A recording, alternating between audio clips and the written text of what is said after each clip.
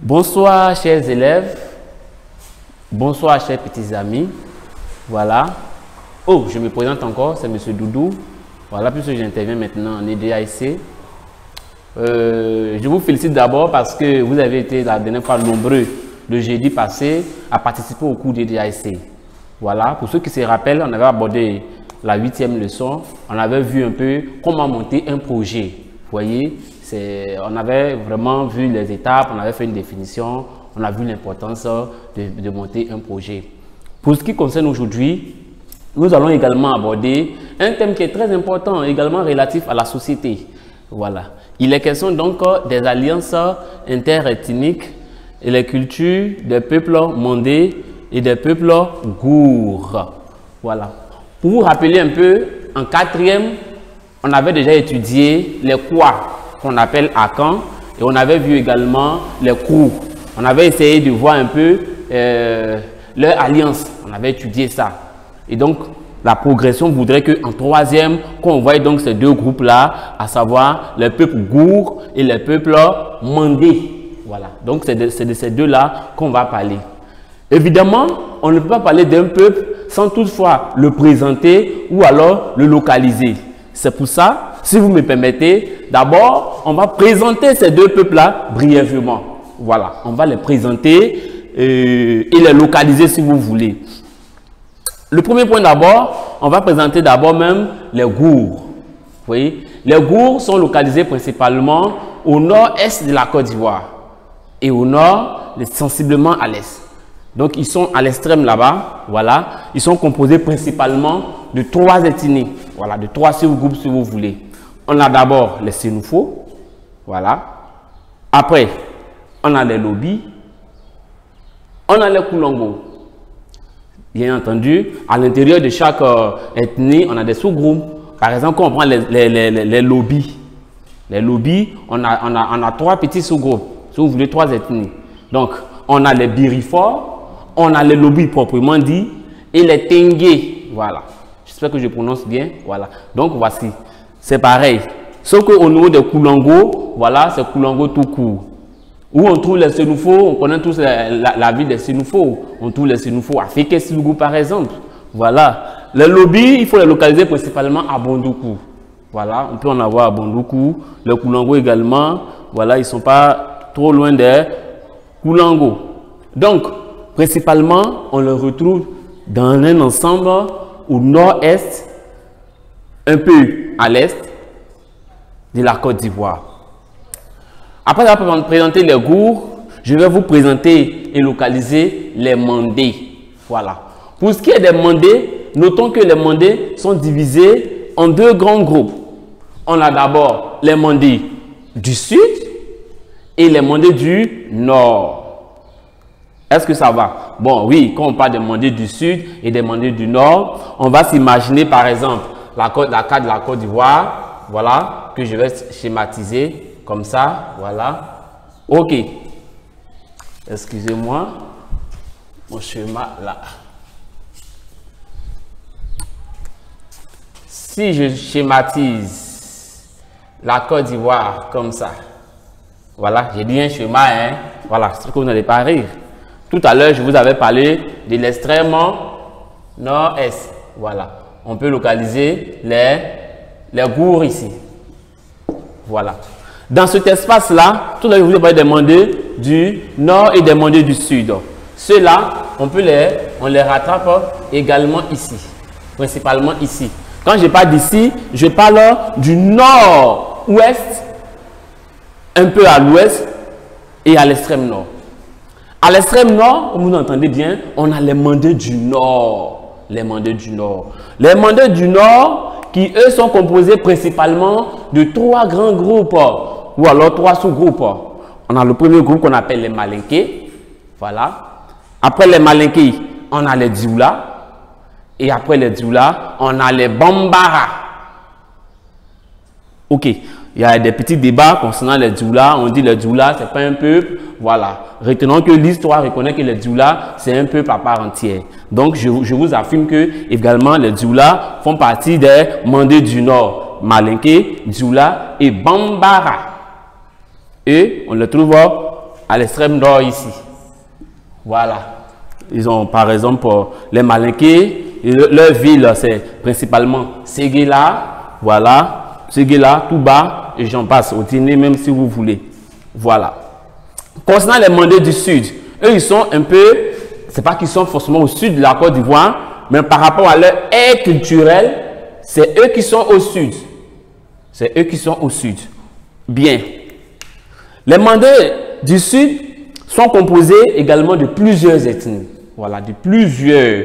On va les citer. On a les Dons, qu'on appelle aussi les Yakuba. On a les Gouro. On a les Toura. On a un peu, ils sont nombreux. Eux, là, si on veut les citer, vraiment, ce sera très large.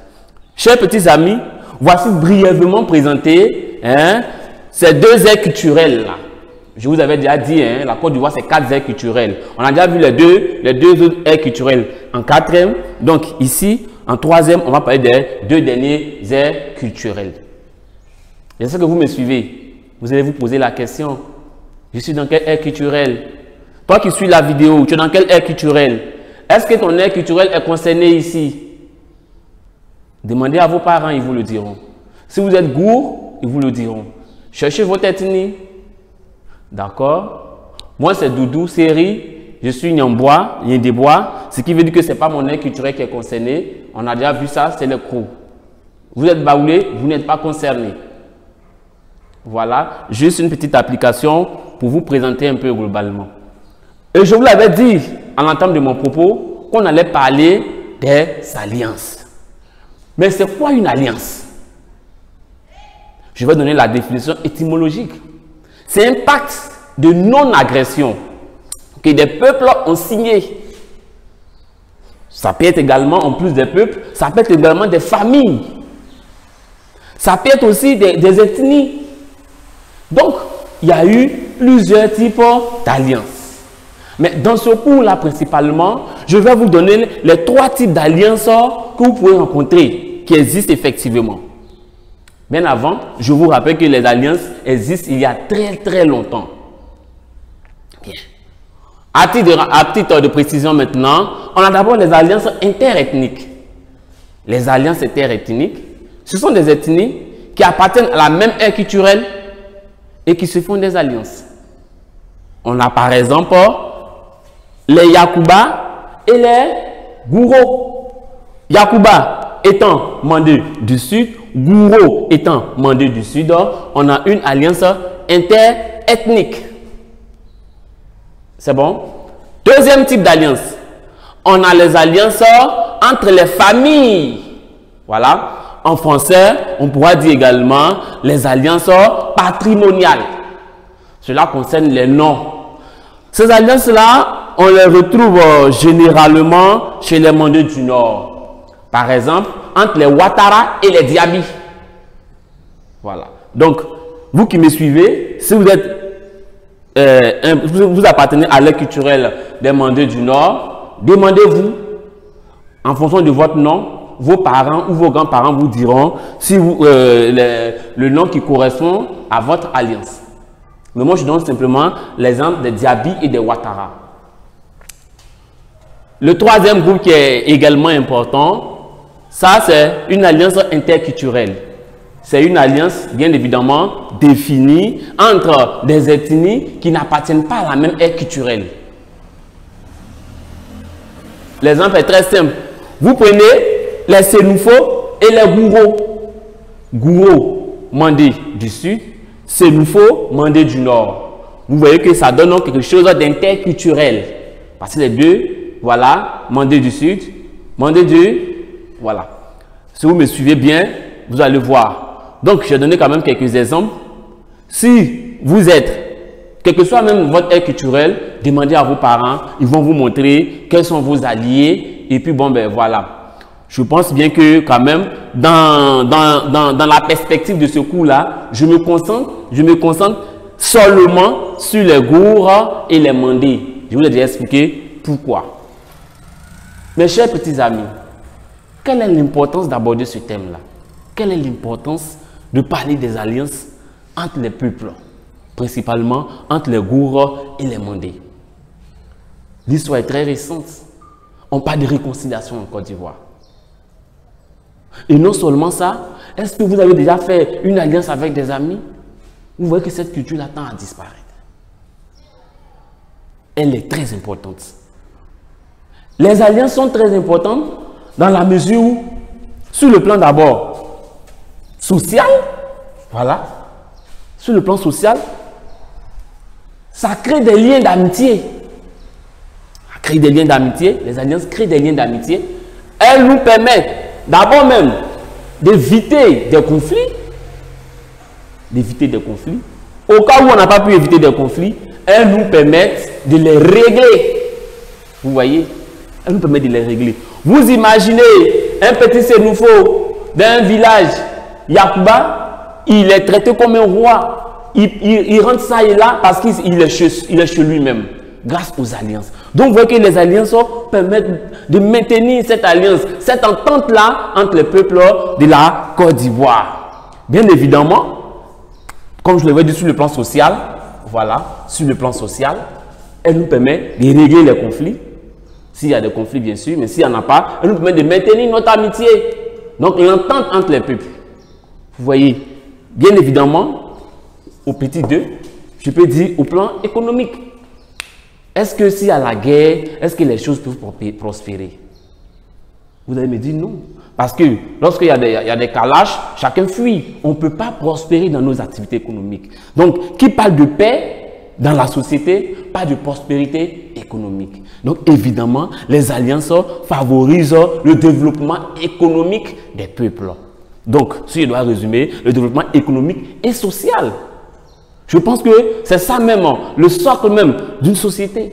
D'abord, les hommes et puis les moyens. Chers petits amis, voici brièvement vous présenter, je peux dire, le peuple, Gour, Mandé et leur alliance qui anime un peu ces deux peuples-là.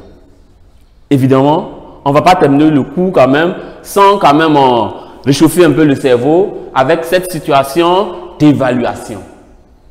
Je vais la lire rapidement. Après avoir fait l'appel en classe, ton chef de classe te taquine à la récréation. Voilà. En ces termes. Petit esclave. À cause de ton nom de famille, bien sûr. Ton nom de famille, entre parenthèses, Soro. Énervé par ses propos, tu décides de te battre avec lui. Votre prof de DAC, qui a certainement assisté à la scène, intervient en ces termes. Et il te dit, toi, Gouro, tu es allié au Sénoufo. Donc, faites la paix. On vous pose la question, c'est quoi le problème dans cette petite situation? Vous allez réfléchir. 2. On vous demande de citer les conséquences liées à votre réaction. Oui. Quelle a été la réaction que vous avez eue dès que vous avez traité d'esclave? Quelle est la réaction que vous avez eue? Je n'en dirai pas plus. Vous avez le test devant vous. Quelle est la réaction qu'il a eue? 3. Ok. Si on juge mal la réaction que tu as eue, comment est-ce que tu devais réagir? Comment est-ce que tu devais réagir? Bien évidemment, si on admet que tu savais que les Soro, évidemment, bon, enfin, les Sénoufo et les Yakuba sont alliés. Enfin, les Sénoufo et les Gouro sont alliés.